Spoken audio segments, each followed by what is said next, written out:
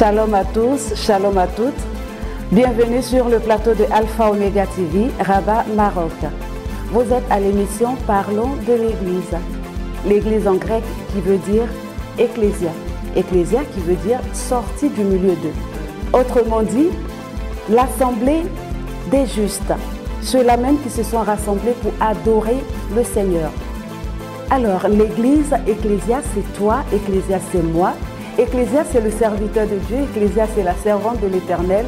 Ecclésia, c'est toute personne ayant accepté le Seigneur Jésus-Christ de Nazareth comme Seigneur et Sauveur personnel dans sa vie. Je suis Stéphanie Mabo pour vous servir et nous allons parler de l'Église au Maroc. Qu'est-ce qui se passe avec l'Église au Maroc? On a pour habitude d'entendre qu'il n'y a pas Église au Maroc, il n'y a pas serviteur de Dieu au Maroc. Autrement dit, il n'y a pas de véritable Église ici au Maroc, il n'y a pas de véritable serviteur de Dieu ici au Maroc. Est-ce que c'est une polémique? Est-ce que c'est une distraction? Est-ce que c'est un faux raisonnement? Est-ce que c'est une réalité? C'est de tout cela que nous allons parler tout à l'heure. Et bien évidemment, je ne suis pas toute seule sur ce plateau. Je suis accompagnée d'un éminent serviteur de Dieu que j'aurai le plaisir de vous présenter tout de suite. Alors, restez scotchés et puis on se dit à tout de suite.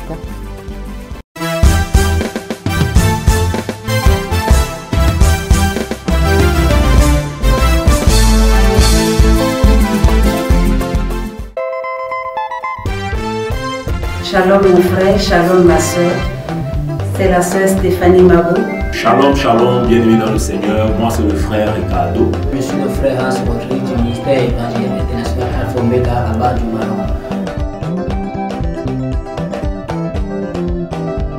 Bien-aimé, je t'invite par cette vidéo à nous rejoindre. Chaque dimanche, 9h30 à 13h30 pour les cultes d'adoration et de louange. Peut-être qu'aujourd'hui, tu ne crois plus en rien. Peut-être que ton âme est blessée. Peut-être que ton âme est attristée. Parce que la parole de Dieu déclare dans le livre de Somme 133 à partir du verset 1 que oh, qu'il est bon et agréable pour les frères de demeurer ensemble. Nous avons notre Père qui est établi sur nous, le visionnaire de cette mission, de cette grande mission, le docteur apôtre René Exaucé.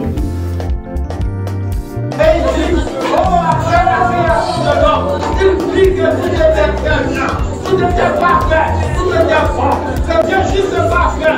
Je veux que tu aies l'amour ce matin pour l'adorer, pour l'élever, pour le magnifier, pour le célébrer. Là où tu as béni ton Dieu, là où tu as béni Dieu, glorifie son nom, glorifie son nom, glorifie son nom.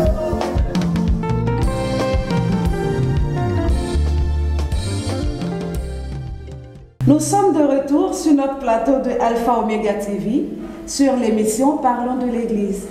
Comme je vous disais, je vous l'annonçais tout à l'heure, je ne suis pas toute seule sur ce plateau et je suis accompagnée d'un éminent serviteur de Dieu, l'un des pères, celui-là même qui a vu l'œuvre de Dieu ici naître, ici au Maroc, celui-là même qui a vu le commencement, on va dire, de l'Église du réveil ici au Maroc.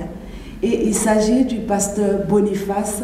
Shalom, honorable serviteur de Dieu. Shalom, shalom la servante de Dieu. C'est un réel plaisir pour moi de vous recevoir sur ce plateau. Le plaisir est partagé. Amen. Amen. Mais dites-moi, qui est le pasteur Boniface? Est-ce que vous pouvez vous présenter? Qui est véritablement le pasteur Boniface? Pasteur Boniface, c'est un enfant de Dieu, Amen. Un chrétien né de nouveau. J'ai connu Jésus, je me suis baptisé. Et voilà, bref, ce que je peux dire d'abord pour pasteur Boniface. Parce que ici, en vrai sens du mot, je ne suis pas venu pour parler de moi seul. Amen. Mais je suis venu beaucoup plus parler de Christ. Raison pour laquelle je vous ai dit, pasteur Boniface, d'abord, c'est un chrétien né de nouveau et aussi qui croit à la parole de Dieu, c'est-à-dire la Bible. Amen. Gloire à Jésus. En tout cas, comme je l'ai dit, c'est un plaisir de vous recevoir sur ce plateau. Mais en quelques mots, pouvez-vous me dire comment vous avez reçu le Seigneur Jésus-Christ de Nazareth? C'est quoi l'histoire d'amour? Comment ça a commencé? Effectivement, c'est une très bonne question parce que, vous savez, nous sommes arrivés à un moment où beaucoup de gens commencent à envier de servir Dieu Mais dans la parole de Dieu, Dieu m'a montré dans plusieurs endroits, toute personne que Jésus appelait pour lui servir, il fuyait. Parce que servir Dieu, c'est une forte responsabilité, une grande responsabilité. Ce n'est pas facile de devenir serviteur de Dieu, parce qu'aujourd'hui, ça devient comme quelque chose qui nous donne de l'honneur, de galon. Mais ce n'est pas ça, en vrai sens du mot. Parce que même Christ nous a dit que si quelqu'un veut le servir, si quelqu'un veut venir à lui, il doit porter la croix. Il doit porter sa croix. Voilà. Donc, bref, j'ai connu Jésus comme tout chrétien. Au début, j'ai parté à l'église, mais je n'étais pas encore converti. Donc, j'ai parté à l'église parce que le fait d'aller à l'église ne me faisait pas à l'époque chrétien. Il fallait passer d'abord par mon expérience personnelle parce qu'effectivement, comme quelqu'un qui est né au Congo, ma famille m'a mené à l'église. Mais je n'étais pas un chrétien parce que moi-même, je n'ai pas eu l'engagement de me donner en Christ Jésus. Alors, à un moment donné, Dieu lui-même m'a appelé pour devenir chrétien. J'ai pris l'engagement. Et la Bible nous dit dans le livre de Romains chapitre 10, verset 9, si tu confesses de ta bouche le Seigneur Jésus, si tu crois dans ton cœur, Dieu l'a resté des morts. C'est ce que moi j'ai fait aussi. J'ai accepté Jésus, j'ai confessé Jésus dans mon cœur à travers d'autres hommes de Dieu. Amen. Et de là, je suis devenu chrétien. Amen. Et puis, passé par les eaux du baptême, j'ai été baptisé. Après avoir été baptisé, je ne suis pas devenu directement pasteur, loin de là. J'ai commencé à être chrétien à l'église, formé comme chrétien. Après un moment donné, je suis devenu disciple dans l'église où j'ai été sélectionné parmi les gens qui devaient travailler à l'époque du côté d'évangélisation. J'étais devenu comme les gens qui évangélisaient, pas évangéliste comme ministre, mais j'évangélisais comme toute personne qui a reçu Jésus comme Seigneur et Sauveur. Et au fur et à mesure, j'ai monté dans ma foi spirituelle. Et les hommes de Dieu, c'est-à-dire mon pasteur, mon papa, il a reconnu en moi le ministère. Et c'est là où ils m'ont consacré qu'ils m'ont ordonné, pas consacré. Parce qu'on ne consacre pas un pasteur, mais on ordonne un pasteur parce que j'ai été consacré par Dieu, mais j'ai été ordonné par mon pasteur pour faire les services que Dieu m'a appelé de faire. Voilà, c'est comme ça que je suis devenu chrétien donc jusqu'à présent. Amen. Gloire à Jésus. Oui. En tout cas, ça a été un long parcours. Très long. Très long. Je remarque que ça a été un long parcours, mais en tout cas, vous avez fait le bon choix d'accepter le Seigneur Jésus comme Seigneur et Sauveur personnel. Parce que tout à l'heure, vous étiez en train de parler, j'ai cru entendre que, au fait, vous allez autrefois à l'église avec les parents, mais en ce moment-là, vous n'aviez pas encore fait votre rencontre personnelle avec le Seigneur. Évidemment, évidemment. Il y a eu un moment où vous avez pu reconnaître Jésus comme Seigneur et Sauveur personnel. Effectivement, effectivement. Par contre, il y a plusieurs personnes qui nous disent « Oui, je vais à l'église, je suis chrétien, j'ai donné ma vie à Jésus. » Pourtant, ce n'est pas encore le cas. Je viens d'une famille chrétienne. Les gens ont pour habitude de dire « Je viens d'une famille chrétienne, mais qui n'ont pas encore rencontré Jésus-Christ de Nazareth comme Seigneur et Sauveur personnel. » Et pour cette question-là, permettez-moi, la servante de Dieu, je vais vous dire clair. Oui. Jésus dit dans le livre de Jean chapitre 10, verset 9, « Je suis la porte des brebis. Celui qui n'entre pas par la porte, c'est un brigand et voleur. » Tu peux être à l'église de Dieu, je peux être à l'église de Dieu. Vous pouvez tout le temps les communier, donner des offrandes, donner des dîmes, donner n'importe comment, prier, chanter ou je ne sais pas servir Dieu. Cela ne te fait pas un chrétien ou un enfant de Dieu. Mais pour devenir un enfant de Dieu, Jésus dit dans Jean chapitre 1er, à partir du verset 12, à tous ceux qui l'ont reçu, premièrement, à tous ceux qui croient à son nom, il les a donné le pouvoir de devenir enfants. C'est-à-dire, ce n'est pas question de s'adhérer à l'église, mais d'abord, tu dois d'abord reconnaître, pour devenir enfant de Dieu, tu dois d'abord recevoir Jésus dans votre vie. C'est ce que moi j'ai fait. J'ai reçu d'abord Jésus dans ma vie, et puis après quoi, quand j'ai reçu Jésus dans ma vie, je suis devenu enfant de Dieu. Ce n'est pas le fait d'aller à l'église. On peut fréquenter l'église même pendant 10 ans, 20 ans, 30 ans. tant donné que vous ne donnez pas votre vie à Jésus, vous n'êtes pas un chrétien, vous n'êtes pas un enfant de Dieu. Voilà. Vous pouvez fréquenter l'église, ce n'est pas mauvais. Mais pour devenir chrétien, un enfant de Dieu, il faut donner votre vie à Jésus. Comme lui-même il a dit, à tous ceux qui l'ont reçu. Parce que qu'est-ce qui s'est passé? Ces passages nous parlent. Jésus était venu d'abord chez les Juifs. Ces passages nous disent, il est venu chez les siens ne l'ont point reçu. C'est pourquoi il a tourné à tous ceux qui l'ont reçu. C'est-à-dire quiconque croit maintenant à Jésus devient enfant de Dieu. Ce n'est pas question d'adhérer à l'église. On peut avoir les cartes de membres de l'église. Je suis de telle église, je suis de telle dénomination. Ne te fais pas un chrétien. Deviendra chrétien que dès que tu donnes ta vie à Jésus. Et il dit ça dans le livre de Romains chapitre 10 verset 9. Si tu confesses de ta bouche le Seigneur Jésus, si tu crois dans ton cœur que Dieu l'a resté des morts, tu seras sauvé. Dans le verset 10, il dit, en confessant du cœur qu'on parvient au salut. Le salut c'est quoi? C'est-à-dire être racheté. Amen. Mais si vous n'avez pas été racheté, vous pouvez demeurer à l'église. Et tôt ou tard, vous allez aller en enfer. Donc, voilà. En tout cas, merci beaucoup pour cette réponse, Pasteur Boniface. Oui. Donc, je pense que le message est bien passé. Pour pouvoir être enfant de Dieu, pour pouvoir être appelé chrétien, il faut d'abord confesser Jésus et prendre l'engagement de passer par les eaux du baptême. Amen. Amen. Donc, Pasteur Boniface, je suis un peu curieuse de savoir comment tout a commencé. Comme dans notre Bible, comme dans notre Sainte Bible, il y a la Genèse et il y a l'Apocalypse. Alors, moi, j'aimerais savoir, c'est quoi la genèse de l'église ici au Maroc? Comment tout a commencé? Parce que nous savons que le Maroc est un pays musulman. À la base, est un pays, on va dire, un pays arabe. Donc, comment tout a commencé? Comment l'église s'est installée ici? L'église du réveil, bien sûr. Et comment ça a été pris? Ok. Encore cette question, je vais répondre à ça. Christ répond à Nicodème, Jean chapitre 3, verset 3.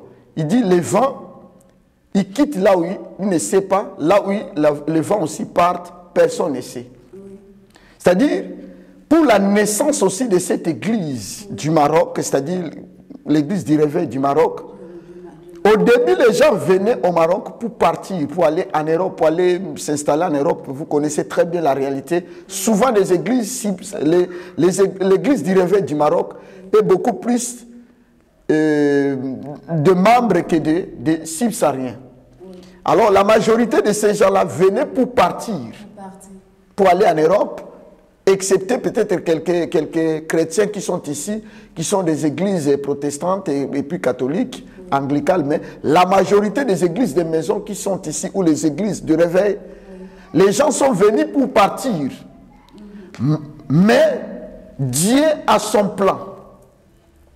Exactement. Dieu a son plan. C'est pourquoi il dit dans le livre d'Ésaïe, chapitre 55, vos pensées ne sont pas mes pensées. Vos voix ne sont pas mes voix. Nous, quand on est venu ici, on était venu pour partir. Ce n'est pas pour rester au Maroc. Mais Dieu lui-même, il avait son plan. Exactement. Et les autres qu'on était avec eux, ils sont partis. Mais nous, Dieu nous a laissés. Il nous a laissés pourquoi? C'était sa façon de faire naître son église ici au Maroc. L'église du Maroc a commencé dans des petites chambres. Là où on dormait dans des petites chambres. Et souvent, beaucoup des églises d'ici ont commencé presque au niveau des J5. Souvent des églises de maison. Au niveau des J5, une petite partie au niveau de Sidi Moussa et Takadoum. C'était début des années 2004. En 2004. Début des années 2004, où l'église du réveil naît au Maroc. Alors ces gens-là qui venaient, par le courage, parce que la majorité, quelques-uns étaient des chrétiens, d'autres ce n'étaient pas des chrétiens, mais c'était des habitués qui fréquentaient des églises. Vu la souffrance qui était à l'époque, vous voulez partir, il fallait demander la main puissante de l'Éternel parce que l'argent n'était pas suffisant pour faire partir. Alors ces gens-là venaient se rassembler pour faire des prières. Ça commençait par nous allons commencer à prier pour nos voyages. Parce qu'à cette époque-là, les gens étaient venus pour partir, Raison pour laquelle il y avait des paroles qui circulaient. Qu'ici au Maroc, il n'y a pas des églises. On est venu pour partir. On n'est pas venu pour rester. Il n'y a pas de pasteurs parce qu'ici, on n'est pas venu pour rester. Mais de 2004 jusqu'à aujourd'hui, on est en 2020. Ça fait presque 20 ans. Donc l'église, maintenant, s'est installée ici au Maroc. Depuis ce temps-là, il y a des gens, il y a des vies qui sont sauvées au Maroc. Il y a des gens qui ont connu Jésus au Maroc. Il y a des gens qui étaient venus ici au Maroc, état de païens, qui sont devenus des chrétiens, voire même des pasteurs, des serviteurs de Dieu au Maroc. C'est-à-dire l'église du Maroc a fait progresser beaucoup de gens. Amen. Pour ceux qui veulent donner réellement leur vie à Jésus. Amen. Voilà ce qui s'est réellement passé. D'accord. En tout cas, moi je pense que cette polémique, je ne sais pas si je vais dire c'est une polémique ou si c'est une réalité, mais je pense que ça continue toujours. Je pense que ça continue toujours parce que partout où nous sortons et que nous essayons d'évangéliser, il y a toujours cette même parole-là qui revient. Il n'y a pas de véritable église au Maroc. Il n'y a pas de véritable serviteur de Dieu au Maroc. Donc, qu'est-ce qu'il faut faire finalement pour ça? Qu'est-ce que ces personnes-là ont vécu? Pourquoi est-ce que les gens sont en train de fuir les églises au Maroc? Parce que tout à l'heure, vous m'avez dit qu'il y avait des personnes qui sont venues ici au Maroc qui ne connaissaient pas encore Christ. Mais il y a eu plusieurs personnes qui ont été gagnées au Seigneur Jésus. Par contre, il y a plusieurs qui sortent des églises tous les jours. Et ça, je sais que ce n'est pas seulement au Maroc, je sais que ça se passe dans tout le monde entier. Mais il y a toujours cette même parole qui revient. Il y a toujours ces mêmes personnes qui parlent là-bas dehors. Donc, qu'est-ce qui se passe réellement? Qu'est-ce qui s'est passé réellement? Est-ce que c'est à cause des dîmes? Est-ce que ce sont des faux raisonnements? Est-ce que ce sont des personnes qui ne veulent pas réellement s'attacher au Seigneur Jésus? Est-ce que ce sont des personnes qui sont en train de fuir la présence de l'Éternel? Parce que la Bible nous parle de l'histoire du jeune riche. Le jeune riche qui a rencontré Jésus, qui dit « Je veux te servir, je veux marcher avec toi ». Mais ce dernier-là, il n'était pas prêt à abandonner sa richesse. C'est-à-dire la vie qu'il avait, la vie qu'il menait, le confort dans lequel il n'était pas prêt à abandonner ce confort-là. Je me dis, est-ce que ce n'est pas le cas de ces personnes qui raisonnent en ce moment dehors? Est-ce que ce n'est pas parce qu'ils n'ont pas envie d'abandonner quelque chose? Ou est-ce que c'est parce qu'on les a frustrés dans l'église ou ils ont vraiment vécu des maltraitances dans l'église? Ok, merci beaucoup la servante de Dieu une fois de plus pour cette question. Mais je vais répondre ça par la parole de Dieu encore une fois de plus. Dans le livre de Jean chapitre 6, verset 44, la Bible dit, Jésus dit quelque chose. Il dit ceci, « Nul ne peut venir à moi si le Père ne la tue. » On ne peut pas venir en Dieu si Dieu ne t'a pas interpellé. C'est pourquoi quand tu m'as posé la première des questions pour comment je suis devenu pasteur, j'ai commencé d'abord à te dire comment Dieu m'a amené en Christ, comment j'ai accepté Jésus comme Seigneur et Sauveur. Pour devenir enfant de Dieu, il faut que d'abord Dieu t'attire. Si tu es attiré par la parole de Dieu, par Dieu lui-même, vous devenez un enfant de Dieu. Là, vous allez comprendre que réellement, dans l'église, il n'y a pas que les faux. Il y a aussi les vrais. Vous allez comprendre que dans ce monde que nous vivions, il n'y a pas que les ténèbres, il y a aussi la lumière. S'il y a les faux pasteurs, est-ce qu'il n'y a pas aussi les vrais? Comment ils savent qu'il y a des faux pasteurs? On ne peut pas comprendre que celui-ci est faux s'il n'y a pas les vrais. On attire les faux, on comprend les faux par les vrais. Alléluia. Quand il y a les vrais, c'est là on va comprendre que ça c'est le vrai, l'autre c'est le faux. C'est-à-dire ces gens-là, ce n'est pas une excuse pour eux. En disant, voilà, nous ne fréquentons pas des églises parce qu'il n'y a pas des églises, c'est faux. Parce que la première des choses, ils ne sont pas nés de nouveau. Quand quelqu'un n'est pas né de nouveau, il ne peut pas venir en Christ Jésus. Jésus dit, c'est l'Esprit qui donne la vie. Ces gens-là n'ont pas encore reçu l'Esprit de Dieu pour être vivifiés, pour devenir des enfants de Dieu. Raison pour laquelle ils vont donner seulement des prétextes. Et voilà, il n'y a pas des églises, il n'y a que des aventuriers, il y a ceci, il y a cela. Ok, vous nous dites pour ceux qui sont faux, mais il n'y a pas les vrais. Parce qu'à l'église, je voyais même à l'église, à l'époque d'Élie, Jézabel était là, Élie était là et aussi Akab. La Bible dit qu'il y avait un moment de confusion. Mais dans ce moment de confusion, il y avait un certain Élie. Élie était là qui portait toujours la lumière. Et ici au Maroc, même si nous sommes dans l'obscurité, s'il n'y a pas de vrais hommes de Dieu, Dieu va laisser toujours les 7000 qui n'ont jamais fléchi les genoux devant Baal. Sont toujours là au Maroc. Ils sont toujours là. Élie était seul, même jusqu'à un moment donné, lui-même, le serviteur de Dieu dit, Seigneur, je suis resté seul. Jésus lui a dit, non, tu n'es pas seul. Il y a encore 7000 qui n'ont jamais fléchi les genoux devant Baal. Sont toujours là. Mais pour lui, si les plans humains, si les yeux humains, il regardait, il voyait que tout le monde était parti adorer le Dieu Baal. Mais or, la lumière était toujours là. Et jusqu'à présent, la lumière est toujours là. Si ces gens-là disent que non, il n'y a pas de pasteur de Dieu, il n'y a pas de pasteur que Dieu a mandaté au Maroc, c'est faux. Il y en a ici au Maroc. C'est seulement eux qui refusent de venir au fait à la lumière. C'est eux qui refusent de venir peut-être à l'église ou bien. Tu sais pourquoi? Parce que la Bible dit quelque chose. Je vais lire encore un passage de la Bible. Nous sommes dans le livre d'Éphésiens, chapitre. Le problème de venir en Jésus, c'est, la Bible dit, dans Éphésiens chapitre 10, la Bible commence au premier passage, je dis ceci, vous étiez morts par vos offenses et par vos péchés. Beaucoup de gens sont morts.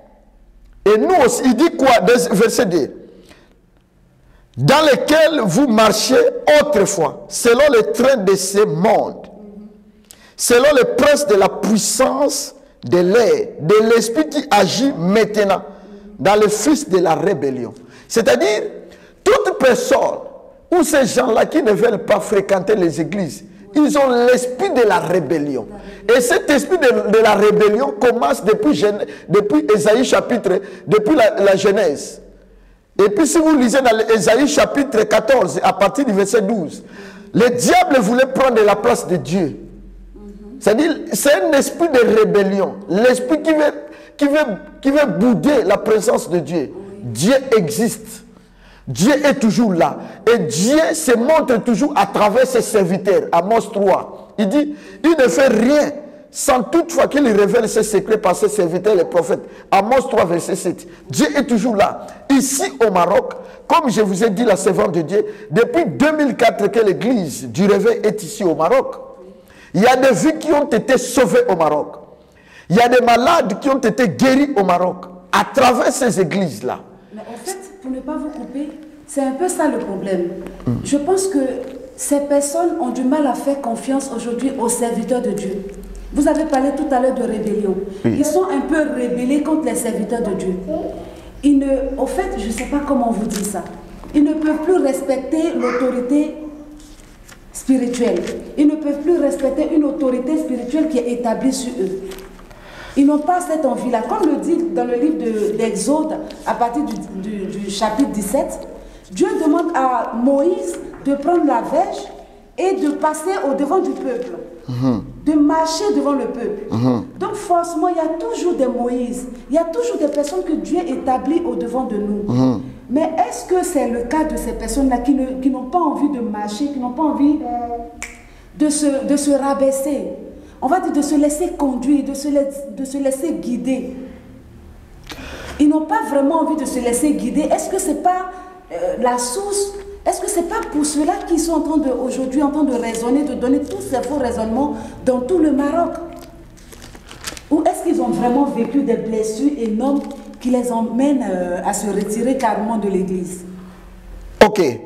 Allez-y voir toute personne qui te dise qu'ici au Maroc, il n'y a pas de pasteur. Allez-y voir sa vie. Vous allez vous rendre compte que c'est des gens qui vivent dans la fornication, dans la polygamie, dans beaucoup de vies. Ils sont toujours là, chaque samedi, ils sont dans des nightclubs, ils sont dans des endroits où il y a beaucoup de boîte de nuit pour aller prendre des boissons. Ici au Maroc, on oui, ça, ils sont toujours dans l'Enganda. Ils sont tout le temps en train de... Ils sont dans le monde. Ce sont des gens qui n'ont jamais donné leur vie à Jésus. Et voilà, qu'est-ce qu'ils font? Ils veulent juger l'Église tout en restant dans l'obscurité. Ils sont dans l'obscurité, ces gens-là. Ce sont des païens. Mais ils veulent maintenant juger ceux qui partent à l'Église. Ils veulent juger l'Église en disant, moi je ne fréquente pas l'Église parce que l'Église, il y a des problèmes. Ok, pas de problèmes. Mais quel genre de vie tu mènes en dehors de l'Église? Ok, si tu ne fréquentes pas l'Église parce que tu reproches à l'Église, tu reproches aux pasteurs qui ne sont pas là selon vous, c'est pourquoi je ne parte pas à l'église. Mais dans votre maison, quelle sorte de vie que tu mènes? Vous avez une sœur dans une maison où ça fait 2 ans, 3 ans, 4 ans, vous êtes en train d'avorter dans une même maison. La femme que ta famille ne connaît pas, la famille de la sœur ne connaît pas, vous voulez juger les pasteurs. Je ne suis pas là pour défendre les faux pasteurs, non, loin de là. Mais je voulais tout simplement dire que ces gens-là n'ont jamais connu Jésus dans leur vie. Le problème, c'est là. Parce que si nous connaissons Jésus, nous allons savoir, Jésus a dit ça clairement, qu'il y aura 2 esprits. L'esprit du bien et l'esprit du malin. À l'église, il y a aussi des enfants de Dieu, même à l'église de Jésus-Christ. Jésus, c'est lui qui est notre modèle. Mais dans son église, il y avait des esprits. Il y avait Jésus-Christ qui était la lumière. Il y avait aussi Judas qui était les ténèbres dans son église. Dans l'église de Jésus, il y avait Judas, l'incarnation de Satan. Il y avait Jésus qui est l'incarnation de Dieu dans la même église. Et c'est comme ça que ça se passe. Nous aussi, aujourd'hui, dans des églises, ne disons pas que non, je ne parle pas à l'église parce qu'à l'église, il n'y a rien, il n'y a pas de vrai pasteur, c'est faux. Que c'est des arnaqueurs, c'est des escrocs, ils ont des maîtresses, ils font beaucoup de bêtises. Mais un homme de Dieu, est-ce qu'un homme de Dieu est saint? Un homme, d'abord, le problème pour ce qui concerne la sainteté, nous devenons saints parce que c'est un mot que vous avez. Le saint, c'est quoi? C'est quelqu'un qui est mis à part. La sainteté, c'est quoi? C'est Dieu qui est saint et il nous rend saints à travers sa parole. La Bible dit clairement que vous devenez pire par la parole que vous écoutez. Donc, ce qui veut dire qu'un homme... L'homme est composé d'abord de triparties. Il a le corps, âme et esprit. Mais la Bible dit, il n'a pas dit que le corps qui pêche, c'est celle qui mourra. Il dit l'âme qui pêche, c'est celle qui mourra. C'est-à-dire on reçoit Dieu par nos âmes. C'est l'âme de l'homme. Dieu viendra demander l'âme de l'homme. La Bible dit le corps et le sang n'hériteront pas le royaume des cieux. Ce corps ne doit même pas aller au ciel. Mais nos âmes, c'est nos âmes que Dieu en a besoin. Alors à travers nos âmes, nous acceptons Jésus comme Seigneur et Sauveur. Nous devenons parfaits par l'âme. Mais le corps, ça peut passer par des problèmes. Le corps, l'homme peut tomber. Mais cela ne veut pas dire que tomber veut dire demeurer dans la vie du péché. Il y a une grande différence entre commettre le péché et vivre dans le péché. Commettre le péché, c'est-à-dire quoi? Quelqu'un, il tombe dans l'erreur et puis il reconnaît Dieu. C'est ce que la Bible nous dit dans le livre de Épître de Jean 1, verset 9. Si nous disons que nous n'avons pas commis le péché, nous nous faisons des menteurs. Et sa vérité n'est pas en nous. Mais si nous le confessons, il est juste et fidèle de nous pardonner et de nous purifier de toute iniquité. Cette personne-là qui est pardonnée et purifiée de toute iniquité, c'est un chrétien né de nouveau. Mais quelqu'un qui n'est pas né de nouveau, lui ne demande pas pardon. Il mène sa vie, c'est un homme charnel. C'est un homme animal. Lui, il marche selon sa propre... Il se réveille le matin, il se dit, si je gagne ma vie, c'est grâce à mon courage, à mon intelligence. Même mes parents m'ont donné la capacité d'aller à l'école, c'est pourquoi je vis. Oui. Il pense que même sa vie spirituelle dépend de lui-même. Il est obscurci dans l'intelligence spirituelle.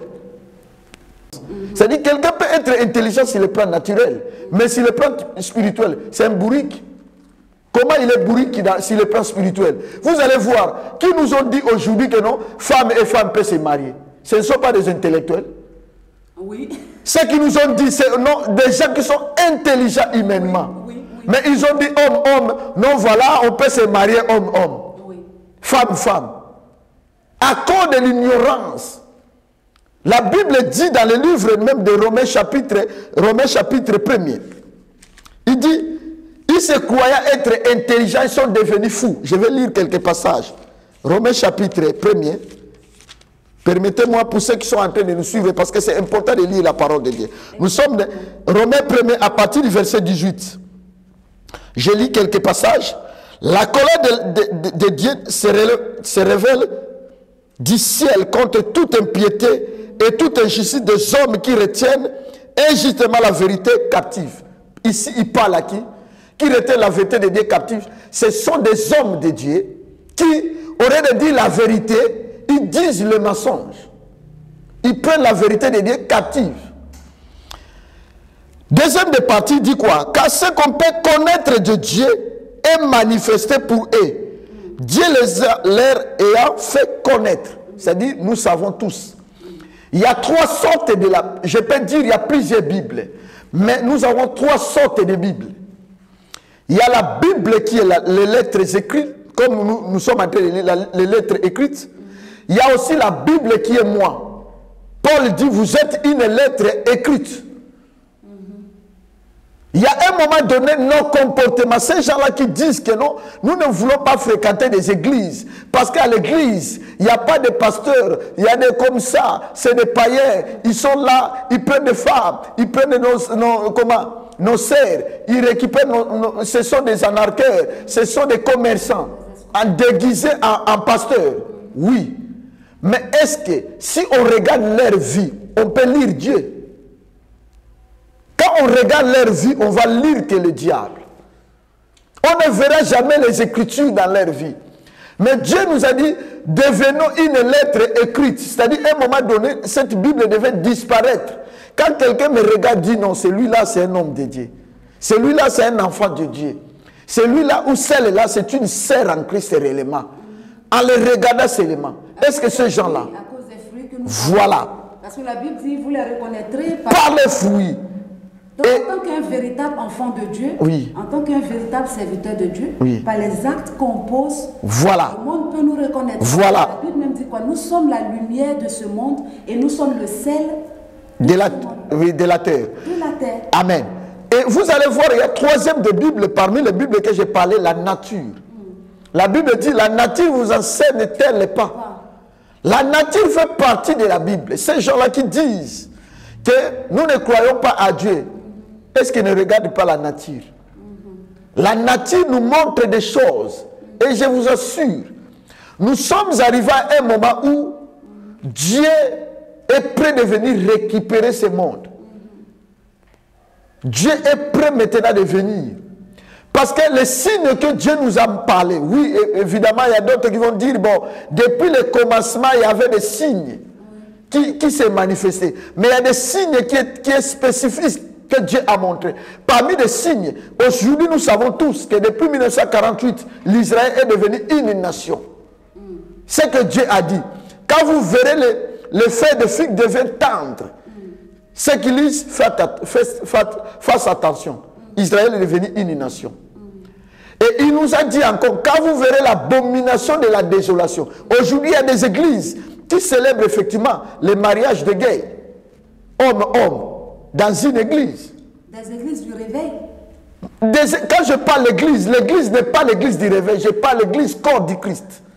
Nous sommes des dénominations, mais nous sommes une église. Nous sommes une dénomination, comme ici, nous sommes dans une dénomination Alpha Oméga. Mais Dieu ne viendra pas prendre Alpha Oméga. Tous les membres qui sont à Alpha, Dieu ne viendra pas prendre les fidèles de Alpha Oméga. Il viendra prendre l'église en général. Il viendra prendre les gens qu'il va trouver avec la parole de Dieu. Il dit dans sa parole, je suis derrière ma parole pour accomplir. Ce Dieu viendra que prendre les fidèles qui sont ancrés dans la parole de Dieu. Vous pouvez être membre de cette église, Mais si vous n'êtes pas ancré en Christ, vous allez rester.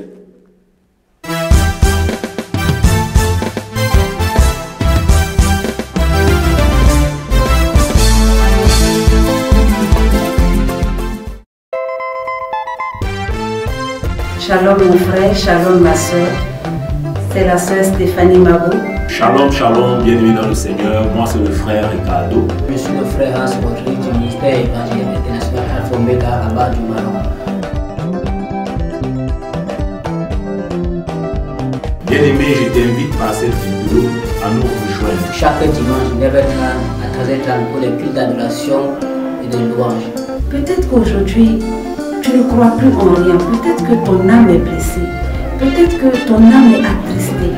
Parce que la parole de Dieu déclare dans le livre de Somme 133 à partir du verset 1 que oh, il est bon et agréable pour les frères de demeurer ensemble. Nous avons notre Père qui est établi sur nous, le visionnaire de cette mission, de cette grande mission, le docteur apôtre René Exaucé. Et il dit, oh, après la création de l'homme, il dit que tout était très bien, tout était parfait, tout était bon. C'est Dieu juste parfait. Je veux que tu lèves la main ce matin, pour l'adorer, pour l'élever, pour le magnifier, pour le célébrer.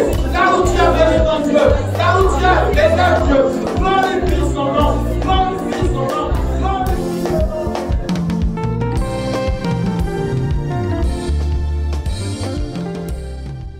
Alors, pasteur Boniface, nous avons un peu fait le tour de la question.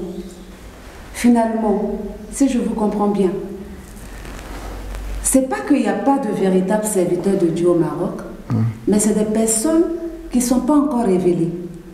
Le peuple qui est en train de dire qu'il n'y a pas de véritables serviteurs de Dieu au Maroc, ce qui veut dire qu'ils ne sont pas encore révélés.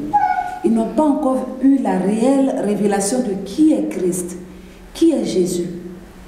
Donc si je comprends bien, c'est un peuple qui préfère se cacher, c'est-à-dire continuer à vivre sa vie de péché, dans la débauche, l'alcool, l'impudicité, et qui préfère rejeter cette faute-là sur les serviteurs de Dieu. Effectivement. C'est un prétexte pour ne pas venir à l'église. Effectivement, une partie. Donc on peut dire quelque part, c'est un peu un prétexte. Voilà. Sinon, il y a vraiment des serviteurs de Dieu ici au Maroc. Évidemment.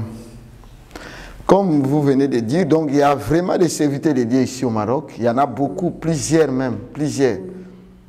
Donc, les problèmes, comme je vous ai dit au début, c'est d'abord, il faut savoir que tous ces gens-là, la majorité, ils se cachent derrière les pasteurs, ils se cachent derrière l'église, derrière les erreurs du pasteur, pour ne pas donner leur vie à Jésus.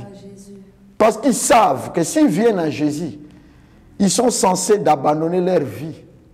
Ça, c'est la vérité. La première des choses, il fallait abandonner leur vie. Parce qu'ils savent très bien. Exemple, en vivant avec une femme dans la même toit, qui, malheureusement, vous n'êtes pas marié, et vous dites que c'est concubinage. Vous vivez dans les concubinages. Vous savez très bien que ce n'est pas la volonté de Dieu. Et même la femme sait très bien que non, ou la fille sait très bien que non. Mes parents ne seront pas contents de me voir dans cet état-là. L'homme aussi pareillement. Qu'est-ce qu'ils vont dire? L'homme, pour son bénéfice, il va continuer à dire à la sœur de rester dans cet état-là et de rejeter ou de jeter comment la faute au pasteur que non, si lui n'a pas donné la vie à Jésus parce qu'il n'y a pas de vrai pasteur, c'est faux. Il ne donne pas la vie à Jésus parce qu'il ne veut pas donner la vie à Jésus, parce que si vous venez en Jésus, il y a aussi des principes à suivre.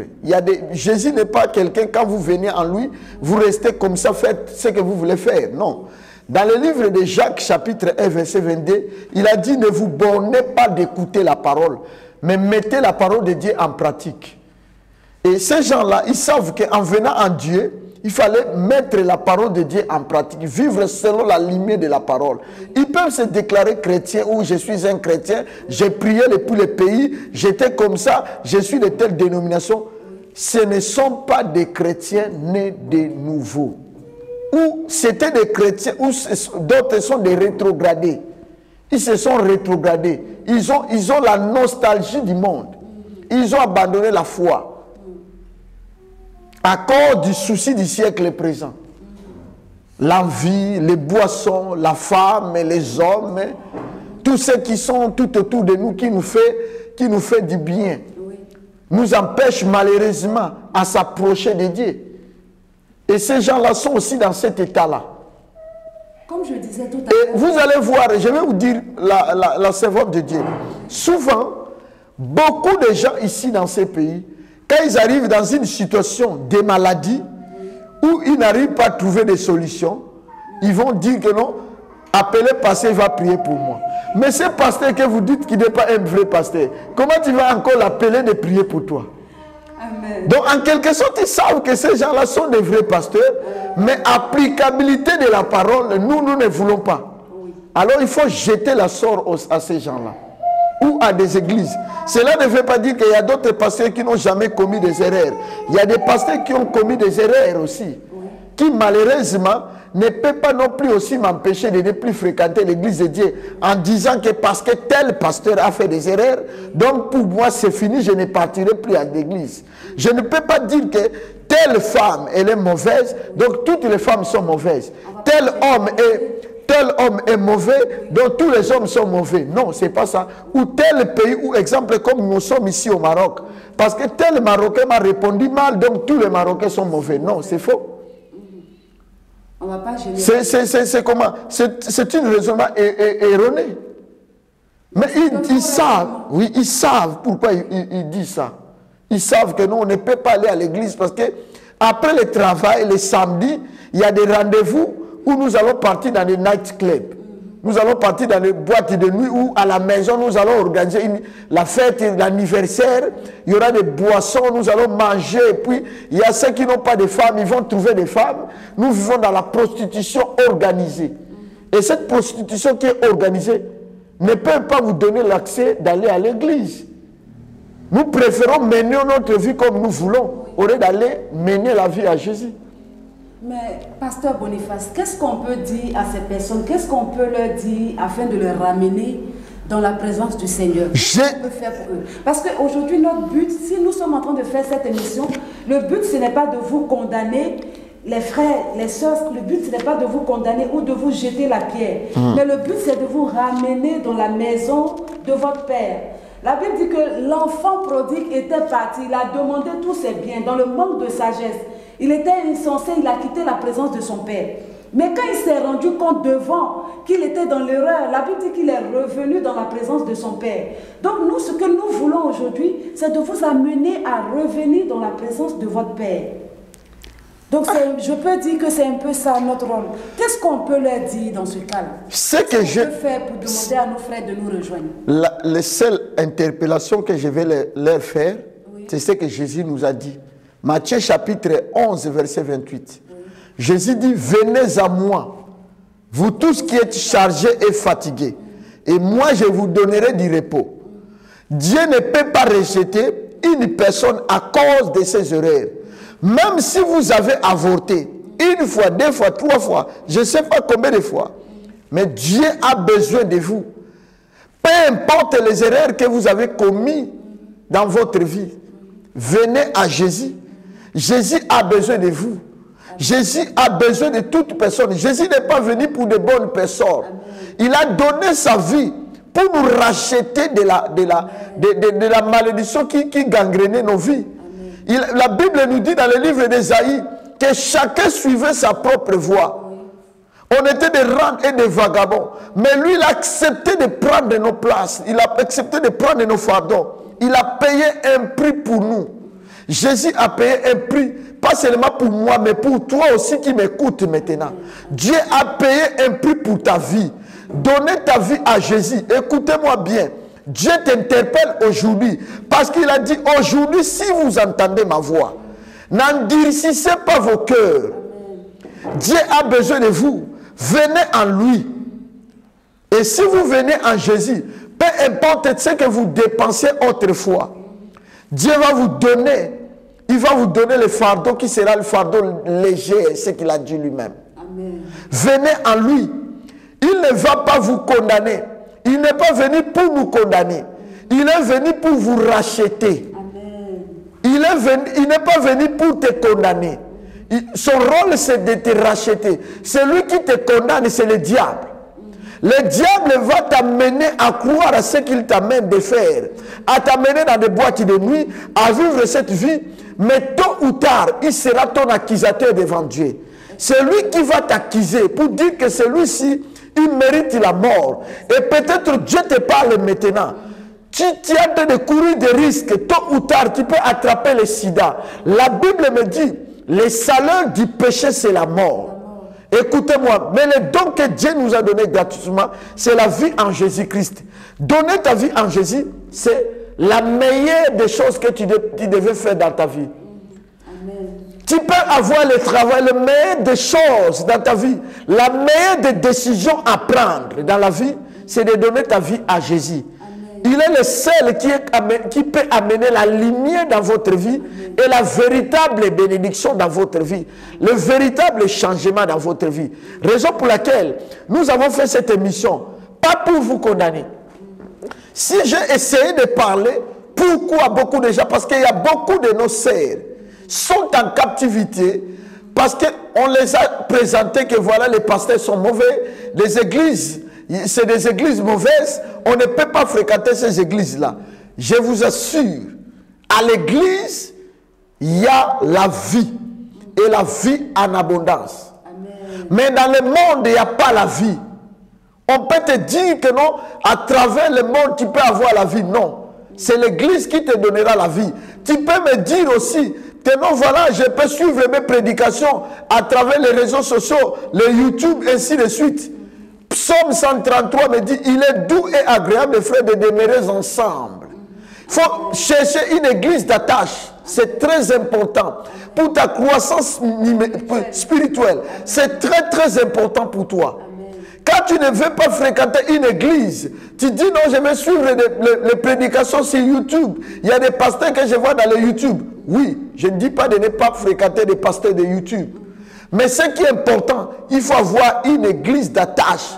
Là où tu écoutes la parole de Dieu, tu écoutes les conseils de Dieu. C'est vraiment important. Et je vous interpelle. Pourquoi? Attention, parce qu'à un moment donné, vous allez passer la ligne de la démarcation. Là, vous allez marquer de la marque de la bête. Premièrement étant agneau.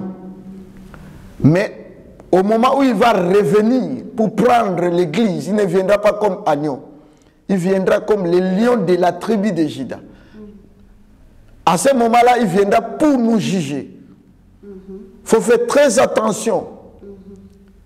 Prenez le temps au sérieux.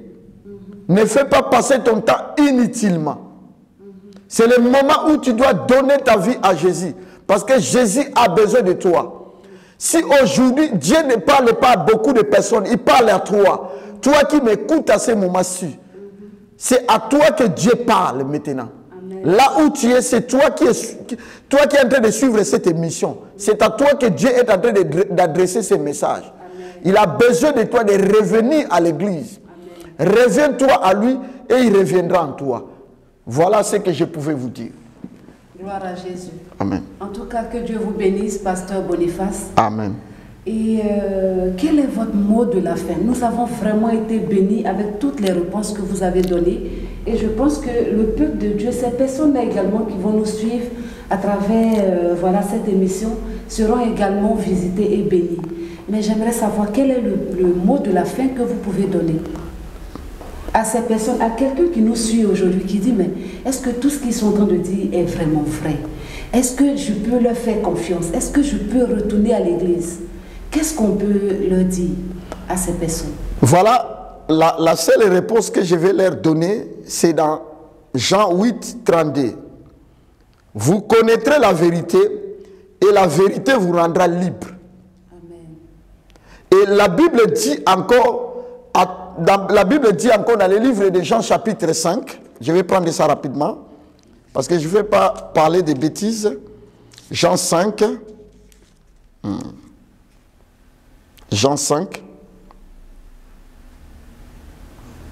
Jean 5 à partir du verset, je vais prendre le verset 24 à 25. La Bible dit ceci.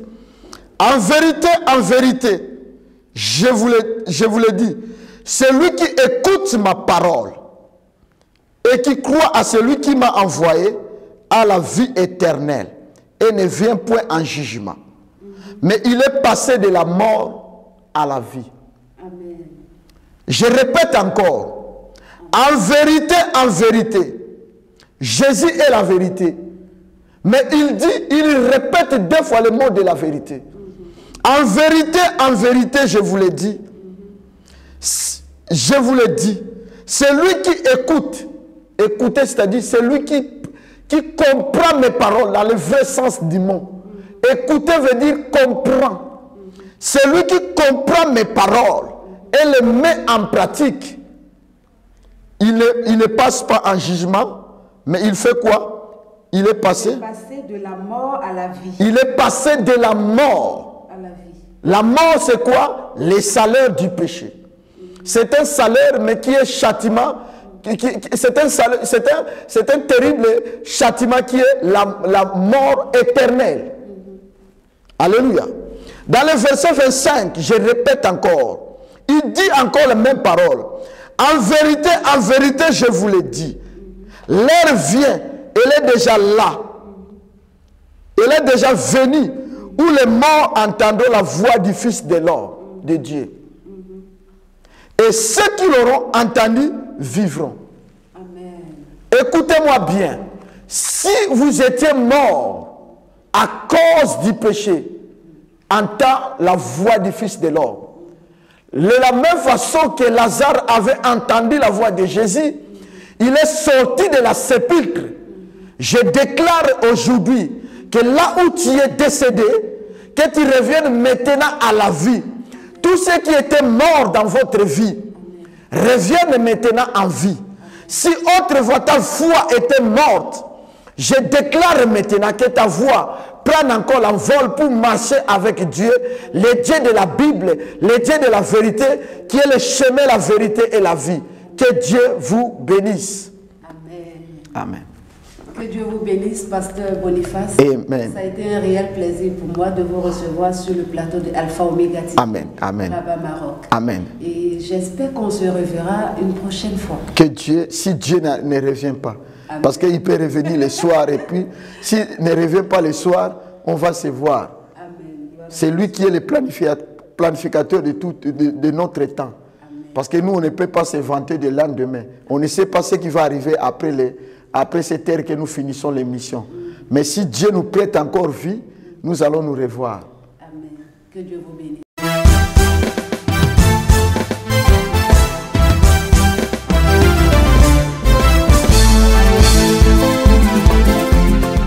Donc, bien-aimé, cette émission était pour toi.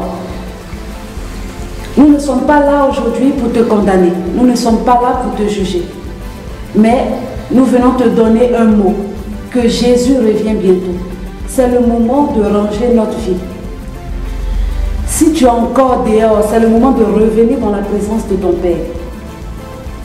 C'est vrai que vous avez pour habitude de dire qu'il n'y a pas d'église, il n'y a pas de serviteurs de Dieu. Vous avez eu la preuve aujourd'hui comme quoi il y a encore des serviteurs de Dieu. Il y a encore des églises qui prêchent encore la vérité. Donc nous vous invitons. La Bible dit dans le livre de 1 Samuel que Élie le sacrificateur, il était dans la maison, c'est quelqu'un que Dieu avait tourné dos. À cause de quoi? À cause de ses enfants. Ophné et Phiné. La Bible dit qu'ils étaient sacrificateurs de l'Éternel, mais ils vivaient mal. Mais moi j'ai aimé ici l'attitude de Samuel. Samuel est resté dans ce temple, il a grandi dans le temple. Malgré tout ce qui se racontait autour de ce temple, malgré tout ce qui se racontait dans la vie des serviteurs de Dieu, il est resté là. Il n'a pas quitté l'église. Il est resté là. Et la Bible déclare qu'il est devenu l'un des prophètes majeurs. Amen. Donc, ce n'est pas parce que l'homme de Dieu ou quelqu'un dans l'église t'a fait quelque chose que tu vas quitter l'église. Dieu a besoin de toi. Donc, retournez dans vos églises respectives. Retournez auprès de vos pères respectifs. Et faites l'œuvre. Focalisez-vous seulement sur ce à quoi vous êtes appelés. Parmi vous, il y a plein de consacrés. Il y a ta bénédiction que tu es en train de retarder dehors. Parce que tu n'es pas là où il faut. Tu n'es pas au lieu où il faut. Samuel est resté dans la maison de l'Éternel, malgré tout ce qui se faisait. La Bible dit que les enfants de Élie, les sacrificateurs, ils vivaient mal. C'était des personnes qui faisaient l'œuvre d'électricité dans le sacerdoce, mais ils vivaient mal. C'était des personnes qui déplaisaient à l'Éternel. Mais Samuel ne s'est pas laissé distraire. Il est resté focalisé, focus sur son objectif. Donc je t'invite, mon frère, ma soeur, retourne à l'église et reste focalisé sur ton objectif. Peu importe ce qu'on va te dire dans l'église, peu importe le genre de frustration, peu importe tout ce que tu vas vivre.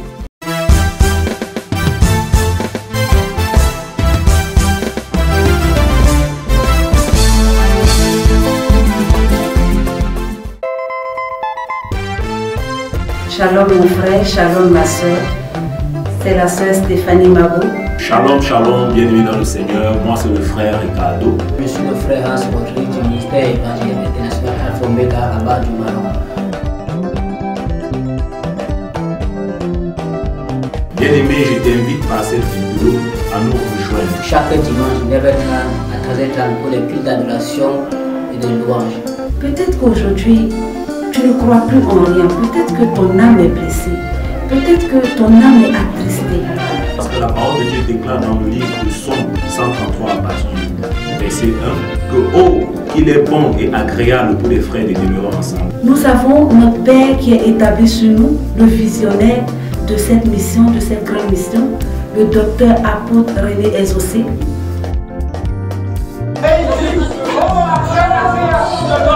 Il dit que vous êtes bien, vous n'êtes pas fait, vous n'êtes pas. C'est bien juste pas fait. Je veux que tu aies l'avance ce matin. Vous l'accordez, vous l'élever, vous le magnifiez, vous le célébrez.